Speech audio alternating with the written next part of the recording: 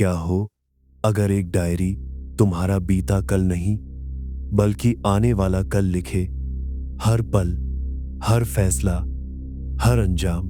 अमारा के लिए वो डायरी सिर्फ भविष्य की झलक नहीं थी, वो एक आईना थी जिसमें उसकी किस्मत दिखती थी, जिससे वह बच नहीं सकी। अमारा एक शांत और उदास लड़की थी। वह समुद्र किनारे बसे शहर विंडमेरा में रहती थी। यहां हर दिन कोहरा छा जाता, जैसे कोई राज धीरे धीरे फैल रहा हो। मां की अचानक मौत के बाद जैसे वक्त थम गया था। उसे लगता था कि किसी ने उसकी जिंदगी पॉज कर दी है और दोबारा कभी प्ले नहीं किया। वह बस दिन गुजारती थी। शरीर मौजूद था पर आत्मा जैसे खो गई थी। उसका एकमात्र सहारा था उसकी डायरी।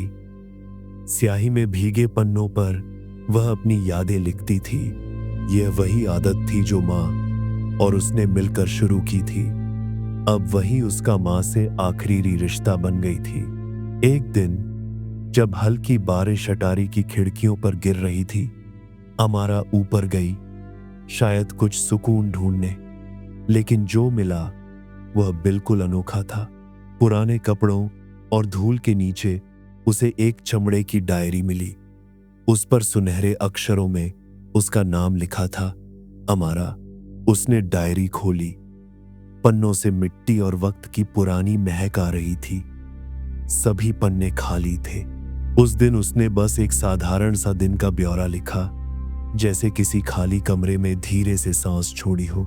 अगली सुबह डायरी में एक नया पन्ना था। लिखावट उसकी नहीं थी, तारीख थी, कल की। उसमें लिखा था कि वह कैसे गलियारे में गिरेगी, कैसे कॉफी उसके स्वेटर पर गिरेगी और कैसे उसकी नजर एक अजनबी लड़के से मिलेगी। पहले वह हंसी, लेकिन जब सब कुछ वैसा ही हुआ, हंसी चुप्पी में बदल गई। अब हर रात डायरी कुछ लिखती और हर दिन जिंदगी वैसे ही घटती। फिर एक दिन लिखा था, तुम्हें एक लड़की दिखेगी लाल रेनकोट में, उसका पीछा करो, उसे पता है तुम्हारी माँ के साथ क्या हुआ था। और फिर एक बरसात भरे गुरुवार को अमारा ने उसे देखा।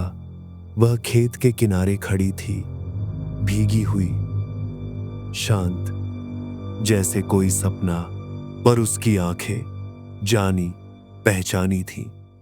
अमारा ने उसका पीछा किया। वह टूटी पगडंडियों और जंगली झाड़ियों से होती हुई पहुंची एक ऐसी जगह जो अब मानो अस्तित्व में नहीं थी। विंडमेरा की पुरानी लाइब्रेरी। कहा जाता था कि वह 5 साल पहले जलकर राख हो गई थी, लेकिन वहां वो खंडहर अब भी खड़े थे, रहस्य से भरे हुए। एक पुराने बॉक्स में रखे अखबारों में उसे सच्चाई मिली। उसकी मां की मौत नहीं हुई थी, वह बस गायब हो गई थी। ना कोई शव, ना कब्र, ना खबर।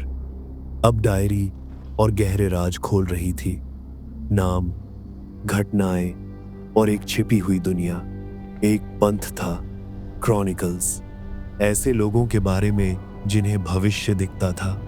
ना जादूगर, ना संत, बस इंसान जो वक्त के दरारों में फंसे थे।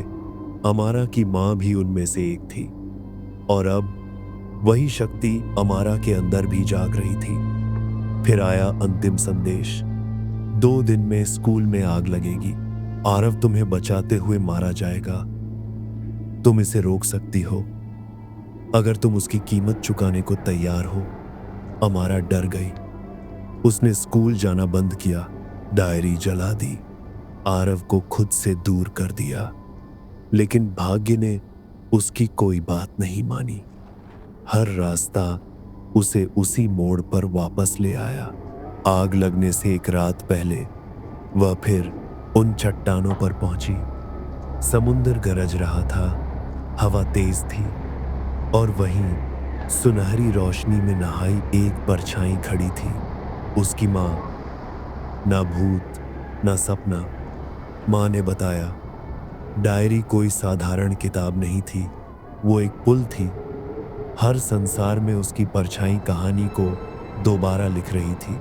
लेकिन अंत बदलने का एक ही रास्ता था, एक ऐसा चुनाव जो कोई नहीं कर पाया। अमारा ने मां की आंखों में देखा, नरम, उदास और समय से परे, और उसने चुना आरव को।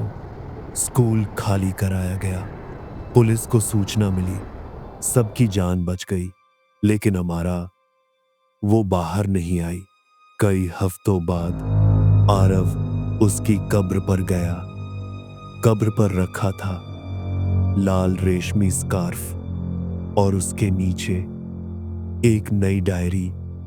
उसने कांपते हाथों से उसे खोला।